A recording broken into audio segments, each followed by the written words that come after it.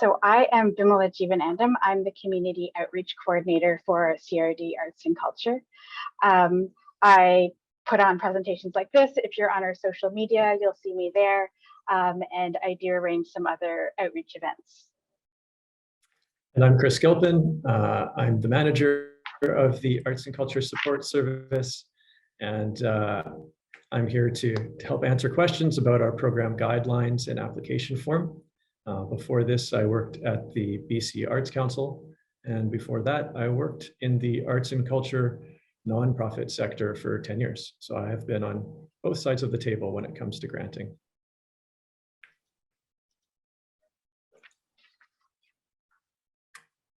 Okay, I'm going to start off with a land acknowledgement here. So I want to start off by acknowledging where I am, which is in the CRD building, which is located on the traditional territory of the Lekwungen speaking peoples.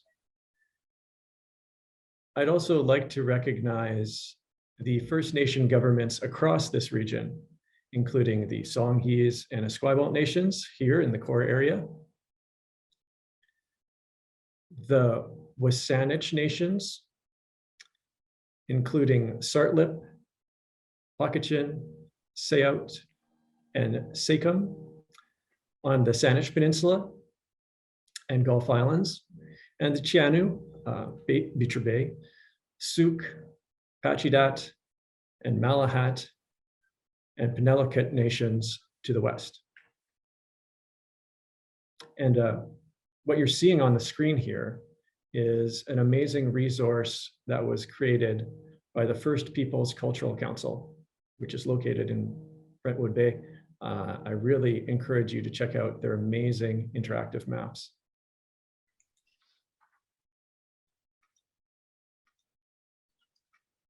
So today's presentation should be fairly short since we're just covering one grant type.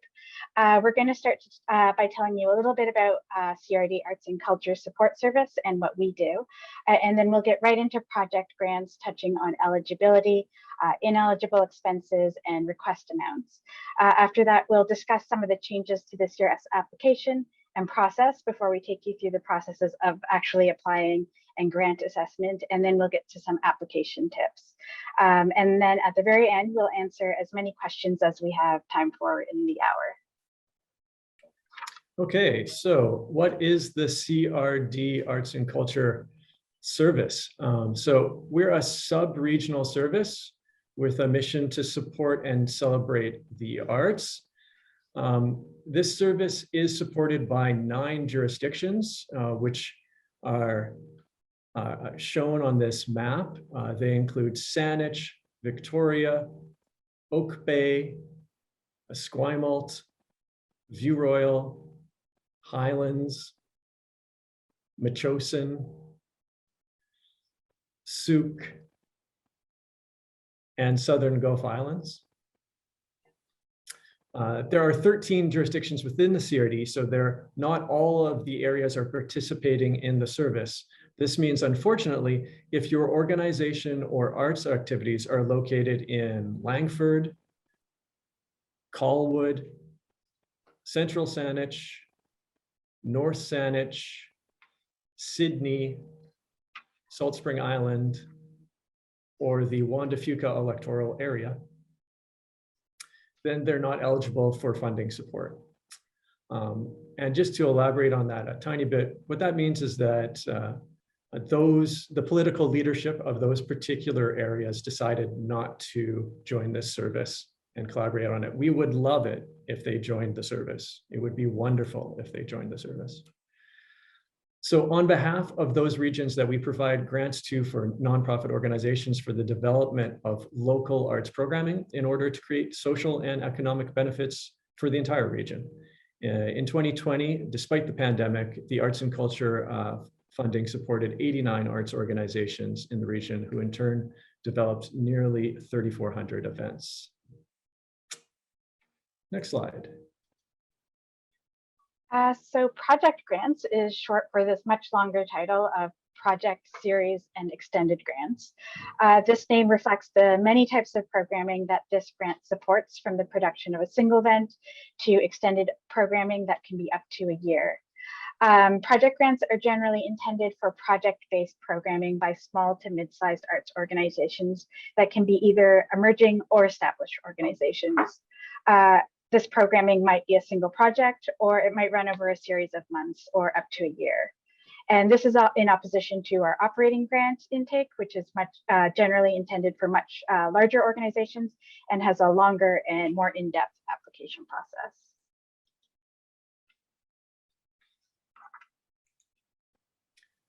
Okay, I'm going to talk a bit about basic eligibility requirements. All of these are listed in the program guidelines as well. Basic eligibility requirements for project grants. And when I say project grants, that's the shorthand name that we use for projects, short series, and extended programming grants, which is the full name of this grant program. You must be based in and present in one of the participating municipalities to be eligible for our funding programs, and we've listed them there on the slide. You must be a registered nonprofit society in BC with an arts mandate, and your organization must have been active for at least 6 months before the deadline. And by active, I simply mean that you must have been registered with the BC Societies Registry. One last requirement, for those of you who have already received grants from us previously, you must finish your last project and submit your final report before applying for a new grant. Okay, let's take a look at ineligible expenses. This is important. It is kind of one of the areas where we see sometimes people get tripped up. So this is a list of all the expenses that you can't cover through this funding and shouldn't be in your project grant application as something you're asking us for funding from. So expenses for events and activities that have already taken place. Keep in mind as you schedule when to apply. Contests and competitions, conferences, workshops, other training, scholarships, capital expenses, such as equipment purchases or improvements or renovations. I should mention, if you do need to rent equipment for the duration of your project, that's okay. We just can't have you buying, for instance, laptops. Food, beverages, and other hospitality, touring, travel expenses, tourism promotion, or accumulated deficits. So for those of you who have applied before, you'll notice a few changes when you start looking at your application form. So the first, so these are in an effort to further equity within our operations and granting and make the region's arts more equitable, diverse, and inclusive. So one of the changes is that you'll see a much shorter application form. And you'll see some newly highlighted eligible expenses. First, for honoraria for First Nations, Inuit, and Métis elders, cultural carriers, and cultural protocol. And you'll also see highlighted access costs for things like childcare and ASL interpretation. And we have also added 2 new questions to this year's application form. Yes, so 2 new questions, and I'll also say these questions are new in the April intake of project grants. They weren't in the January intake of project grants. So if you were looking at the old application form from January, you wouldn't have seen these. These are new in April. So for this first one is, how will your project ensure accessibility and safe and respectful environments for staff, artists, and audiences? And for instance, this could include your approach to physical spaces, affordability, or other forms of assistance for those who require it. And next slide. So the second question is, if your project engages equity-seeking groups or underrepresented arts and cultural practices, describe who will benefit and how. Keep in mind, if your project involves equity-seeking groups, cultures, or cultural practices outside of your own community or culture, demonstrate how you're approaching the subject matter with cultural integrity and addressing any necessary cultural protocols. So when we use the term equity seeking here, we're asking about how your organization represents or how you partner with communities that face significant collective challenges participating in society for a variety of reasons. So this might include First Nations, Métis, or an Inuit group, or groups that are racialized or LGBTQ+, or deaf or disability communities, or another group that you identify. It might mean that your group represents that community, or it might mean that you've partnered with them on a project and you're engaging with this community. If your project does engage with one of these groups or an underrepresented arts practice, we're asking you to write about how you're doing that respectfully and thoughtfully in consideration with that community. So how much should you request in your application? That's a question we often get. There's no maximum amount set, but I will say that past grants have been between $1,000 to $20,000. However, that higher amount was extremely rare. Most grant awards are between $5,000 to $10,000. There is a finite budget with this granting program, as with all granting programs, and smaller requests are more likely to be funded. I suggest that you do check out our funding recipient page on our website for information about who has been funded in the past and for how much. These listings include the amount of the award and brief descriptions of the projects. Next slide. Okay, your grant application's journey. So how does this all work? So once your application is submitted before the application deadline, which very importantly is April 21st, 4:30 p.m., applications are reviewed by staff for eligibility and completeness. And then they go to the Arts Advisory Council, which is a team of volunteer adjudicators. Those adjudicators read the applications and score them and rank them, and they give recommendations to the Arts Advisory Council, which then passes them on to the Arts Commission for final approval. This whole process takes about 10 weeks, after which you will receive a notification on the status of your application. If you apply in this intake in April, you'll hear back by July. So after you've received the grant, hopefully, if you're successful, funded activities should happen within a year. So all of your activities you're applying for in this grant intake should happen between July 1st, 2022 and July 1st, 2023. Next slide. Okay, so just some basic application tips. These are the things that trip people up most often. So the first is make sure you carefully read the statement of purpose within the grant guidelines. This will give you a good idea of what adjudicators are looking for in your application and what the requirements are.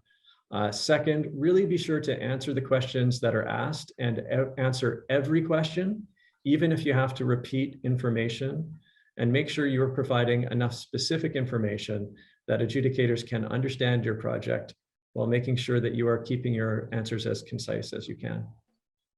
And finally, it's easy to lose track of who you're writing for when you know your organization and your project so well. So when you're writing your application, remember you're writing for someone who knows nothing potentially about your organization or project. So try to be as clear and concise as possible. Next slide, please. What are the adjudicators looking for? Well, they're looking for clarity and focus. So they're trying to understand what you're doing, why you are the best people to do it, and why you need to do it now. So for example, in the project description, make sure that you answer what, who, where, and when with specific details, even in point form, and paint a picture of what will happen if you would to get the grant. In other parts of the application, you can talk more about the why, but I would say probably the most common mistake is talking too much about the why in the project description to the point that it becomes very unclear about what is actually happening. Mentioning very specifically, what are the activities? Where are they happening? When are they happening? Who is doing it? That's really important. The second important thing is really to talk about the community benefits. So which communities will benefit and to what degree? Your project does not have to provide benefits to every community in the CRD. It may be focused on a very certain community, or it may be a more general project, but it's important to talk about that. And it really helps if you have some way of measuring your own success. And there's no one size fits all measure, but you should have some way of being able to say, this is how I will measure the success of my project. Third and final thing, financial realism. That's just basically letting us know if you have any other funding support, and being reasonable about the amount that you're requesting. And that's the amount that you need to make this project happen. Next slide, please. So just a reminder of the upcoming deadline. This is the second intake and final intake for this year. And the deadline is April 21st, 2022 at 4:30 p.m. And you can send your applications in via email to artsdevelopment@crd.bc.ca. So next steps. If you haven't applied before, call us to confirm your eligibility and get an application form. We want to make sure that you don't spend time applying for anything that you're not eligible for. Our contact information is there. If you talk to Heather Haywood, she knows our programs in a great amount of detail, and she'll be able to answer any questions that you have that aren't answered today. As you put together your application, we encourage you to look through some of the resources that we've put up on our website. Especially the guidelines, the FAQs about applying and previous recipients. These can be particularly helpful for new applicants to understand the types of programs that get funded and the amounts that are awarded. There's also a sample application up on the website, but to emphasize that is a sample application, you do need to get in touch with us to get the actual application form.